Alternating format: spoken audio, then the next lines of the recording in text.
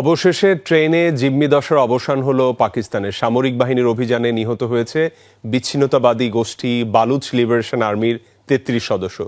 বেলুচিস্তানে ছিনতাই হওয়া ট্রেনের যাত্রীদের সবাইকে উদ্ধার করা হয়েছে বলে জানিয়েছে সামরিক বাহিনী। অভিযানের সময় সন্ত্রাসীদের সাথে গোলাগুলিতে ৪ সেনা সদস্য নিহত হয়েছে। যাত্রীদের মধ্যে প্রাণ হারিয়েছে কমপক্ষে ২১ জন। মঙ্গলবার কোয়েটা থেকে পেশোয়ার যাচ্ছিল জাফর এক্সপ্রেস। ট্রেনটি ইরান আফগান সীমান্তের দুর্গম পাহাড়ি এলাকার একটি সুড়ঙ্গের কাছে পৌঁছাতেই হামলা চালায় বিএলএ। রেল লাইনের দুই পাশে বোমার বিস্ফোরণ ঘটায় বালুচ লিবারেশন আর্মির সদস্যরা। এরপর করা হয় গুলি। ট্রেন থেকে সব যাত্রীকে নামিয়ে করা হয় জিম্মি।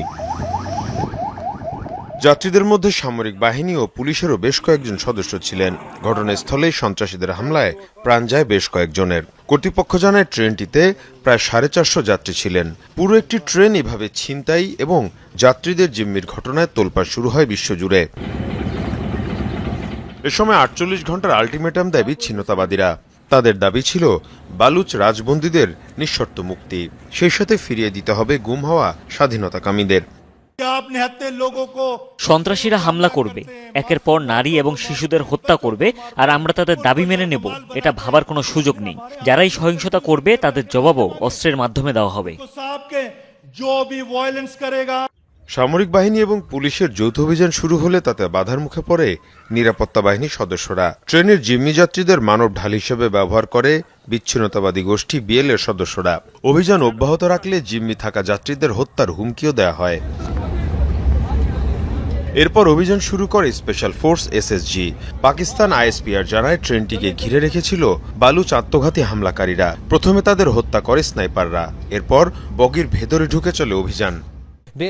প্রথমে স্নাইপাররা বাইরে থাকা আত্মঘাতী হামলাকারীদের হত্যা করে, এরপর কমান্ডোরা বগির ভেতরে গিয়ে অভিযান চালায়, সেখানে থাকা বিচ্ছিন্নতাবাদীদের হত্যা করে।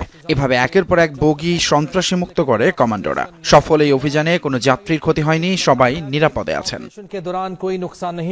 রুদ্ধশ্বাস অভিযানের পর অবশেষে জিম্মি নাটকের অবসান হয়। সামরিক বাহিনী বলছে 33 হামলাকারী অংশ নেয় ট্রেনটি ছিনতাইয়ে।